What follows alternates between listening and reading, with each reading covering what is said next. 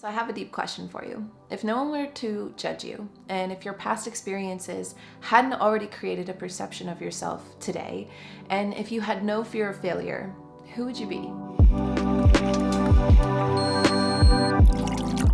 Hello everybody, and welcome back to the All Things Koze channel. I'm Kalyn, and over here I like to have deep conversations over a cup of, whatever you would like to have a cup of. Sometimes it's coffee, which is why these are called coffee talks. Other times it's other kind of beverages. And today I'm gonna set the tone for our conversation before we dive into the conversation topic starter of alter egos. Imagine this, it's summer on a nice shady patio, perhaps, let's say in downtown Ottawa, Ontario, Canada. And the waiter just arrived and poured us a drink of, well, today I'm drinking kombucha. Cheers.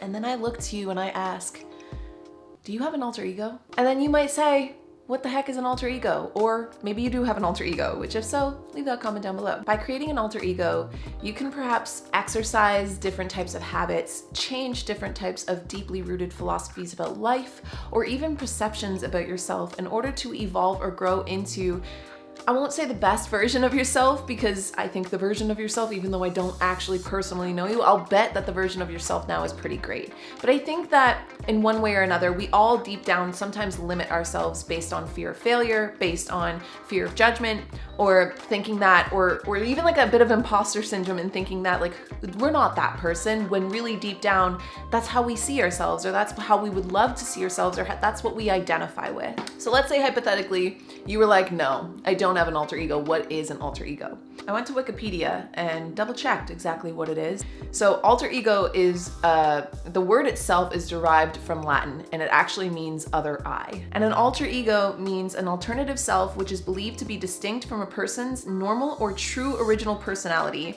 Finding one's alter ego will require finding one's other self, one with a different personality. If I could, and if I might, and you know what, I'm gonna say my alter ego is gonna go ahead and let me. I would come in here and maybe adapt this a little bit and say an alter ego means an alternative self which is believed to be distinct from a person's current personality. It's not to say that who you are right now isn't who you are. This is just more so, I'm speaking specifically to those of you out there who, how you show up in the world, your behaviors, sometimes the things you do and say are out of alignment with who you know yourself to be deep down inside. Maybe you give your power away very easily. Maybe you're a bit of a people pleaser. Maybe sometimes your emotions kind of take the wheel and you come across as either angry or like passive aggressive or whatever, fill in any blank here. And a lot of the times we can hear these types of judgments or maybe even sense these types of judgments through our interactions with others, and thus create a false sense of self, a false perception of ourselves that thinks like, oh, I'm just an angry person, or oh, like people don't like me, I'm not a likable person, I'm not a lovable person. Insert any kind of insecurity here. This really comes from, first and foremost, having a healthy perception on reality, which everyone's perception on reality is going to be at least even like a tiniest bit different. They're like our fingerprints. Nobody has the exact same perception of reality, even if we all agree on like common truths. Okay, see how this conversation can get tricky? But also having a very grounded sense of self, even if in that grounded sense of self, it feels out of alignment. I'm speaking to those of you out there that feel like how you show up in the world is out of alignment with how you wish or believe yourself to be or identify yourself as deep down inside. An alter ego is ultimately the version of yourself or a version of yourself that you either wish to be or would love to like step into. A lot of the times alter egos have other names which can help with that clarification, and that in my eyes, I think giving it another name, giving the alter ego like a specific character type, it makes it a little easier to step into it almost as if you're acting. A lot of the times these alter egos are versions of ourselves that are more comfortable, that are more confident, and that again allow you to break through that fear and show up in the world without any, like, unapologetically. It's so weird being my own role model. Urban Dictionary says it's someone you wish to be or prefer being, usually under another name, someone more confident, comfortable in who you want to become, someone created by your imagination who speaks for you. And as an example, Slim Shady is Eminem's alter ego. Will the real Slim Shady please stand up? Or Sasha Fierce was Beyonce's alter ego. Are we all getting on the same page here? So in a sense, we already all do this to one extent or another. Who you are when you're with, let's say, your grandparents isn't the same version of yourself as who you are when you're with children, or who you are when you're with your significant other, or who you are when you're with your best friend. And that's not to say that we're like two-faced or anything. It's just there are different social norms and different versions of ourselves that we kind of open up to when we're in different circumstances or situations or interacting with other different types of people in different relationships. So it's really kind of just adding another shade to your range, and it can be a brand new shade, or it can be a shade that's just a little bit different than the shade you're already in. Even who you are when you're in a really busy state of mind, when you're in a really active, focused state of mind, isn't the same version of yourself as who you are when you're in your most peaceful, relaxed state.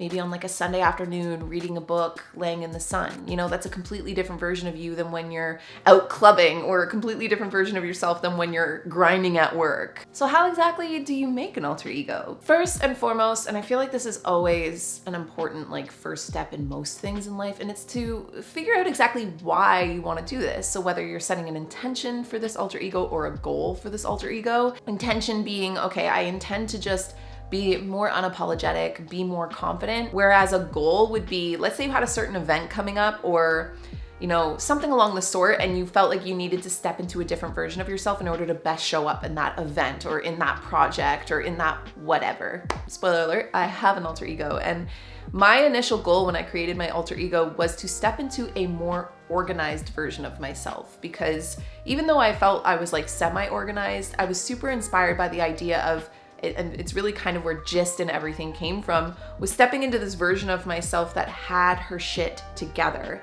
My alter ego's name was Caroline. I still use that alter ego quite often, although she's taken on many ranges now. It's almost like all my alter egos fall under the name of Caroline.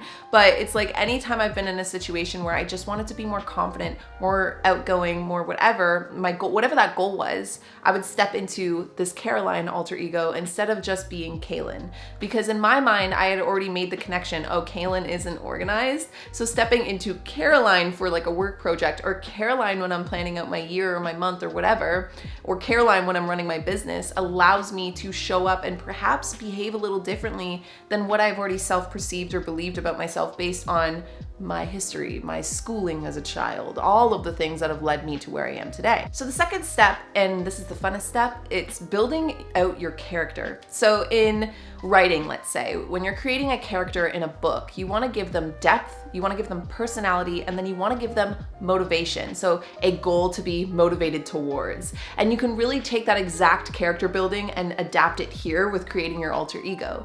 With depth being more so your values, like, or the alter ego values. So what is deeply important to your alter ego? What philosophies do they carry about life? What energy do they really, like, what is their focal energy? What is their focal beliefs about life? Things like that.